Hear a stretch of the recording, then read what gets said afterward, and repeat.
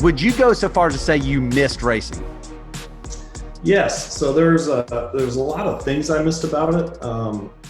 There's it's not the things that everybody would think. Really, I really missed the camaraderie. I really missed being part of a team. Part of a unit, a group that is trying to go out and beat the best drivers and beat the best teams that build stock cars.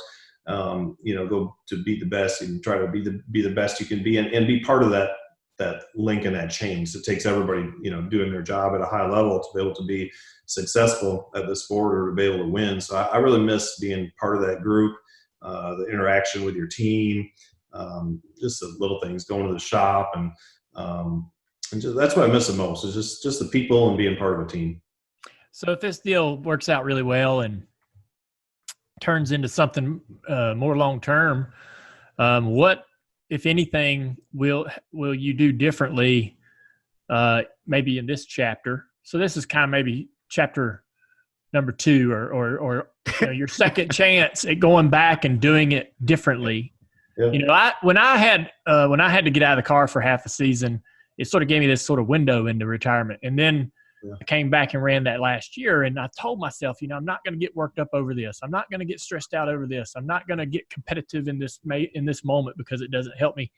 And I'm going to try to appreciate X, Y, and Z. Is there any of that going on for you when you go into this opportunity to where, because I think as drivers, man, it's in our nature to get competitive and watch that scoreboard and want to be on top in every practice and all those things, but you can really make it miserable if you're not careful.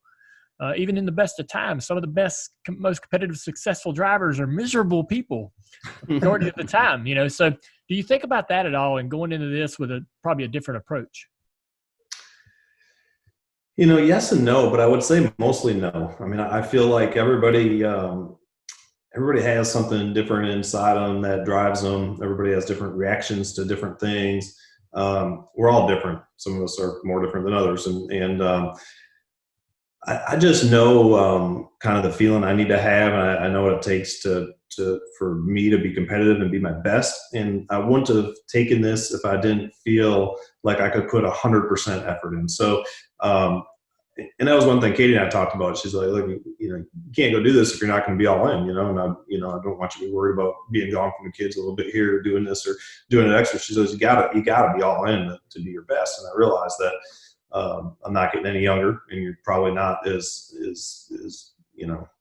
gifted as or talented or however you want to say it as you were maybe 10 years ago or whatever it may be. So I realized you gotta work harder at it. So I think for me, just to put in as much effort as I can possibly put in and try to be the best I can be. I don't want to say that you're going to enjoy it more. I think you're going to learn to appreciate it, and you're going to enjoy it when you're running good. But man, for me, I always got to have that sense of urgency in my stomach. I always have to have that feeling that, you're not secure, and you're only as good as your last lap and your last race and all that kind of stuff to try to be better all the time. So I don't know how much different I'll approach it, and to touch one other thing. I mean, like last year, I got a taste of the retirement thing, and it was awesome. Like, it was the best summer I had ever. So then a lot of ways you look at it, you're like, well, why are you going to do this? Right. So I think there's a lot of circumstances. Honestly, if this would have came up in February, I think I almost for sure wouldn't have done it, but we've had going on 10 weeks of being here with the family without really leaving. And man, we've had there's a lot of terrible things going on in the world right now, but the silver lining is all the family time we've had. It's just been great. All the time we've been able to spend together. Last summer, the whole summer when we were in school, every day we pretty much just got up and said, what do we want to do as a family today? And we just went and did it, and had a great time. So with that being said, it'd be in the middle of May, and the season's going to be shorter on the calendar, no matter what. Even if you run as many races, it's still shorter on the calendar. And kids still aren't doing sports and all that stuff. And I was like, man, if there's ever a time to go do it, there's gonna be a little less time away from home. Getting in a great car that hopefully, if I can do my job, we can be competitive in. And you just don't get a lot of those opportunities. And it just seemed like it was the right one at the right time.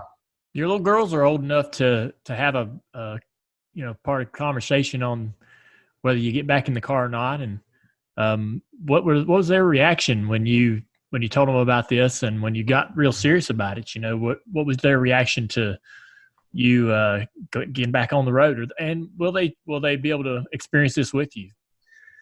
Well, I mean, the last part of the question, I have no idea because we don't know what's going to happen, right? Like we don't know if there's going to be fans at the racetrack or if you can bring your buddy to the racetrack or your family. So, I mean, who knows what's going to happen? It's it's actually impossible to predict. We just don't know. Everybody has these great plans all laid out, but we don't know what's going to happen tomorrow or next week or whatever. So, I think they're excited, but they're young. They weren't really part of the decision-making process with us. Certainly they were the priority in Katie and I making the decision. But when we kind of talked to them about, what we're going to do and what was going on, I mean, obviously Mallory doesn't know anything about it. She actually likes playing with, I call them matchbox cars, but little, she likes playing with little race cars and die-casts all the time. I don't know why, because she knew nothing about me really racing. And Clara kind of remembers Grace more and Kaylin, more. But it's funny, as kids get older, when they were that age, they just remember the things about it that you would never think anything about. Like they think it was cool to stay in a motorhome. Like they remember things like that,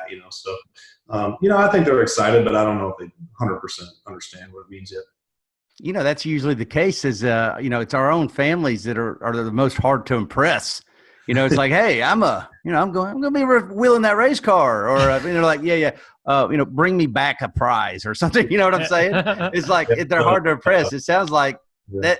What do you got to do to impress your own family, your kids? What for them to consider this a success?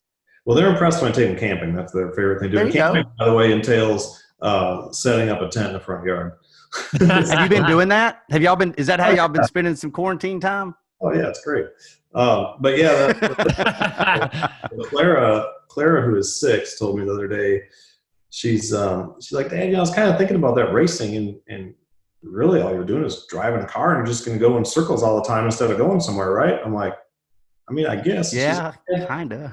Just take that Tahoe and just drive it up and down the driveway fast. You'll be all ready to go. I didn't do that yet, but that's what she was thinking.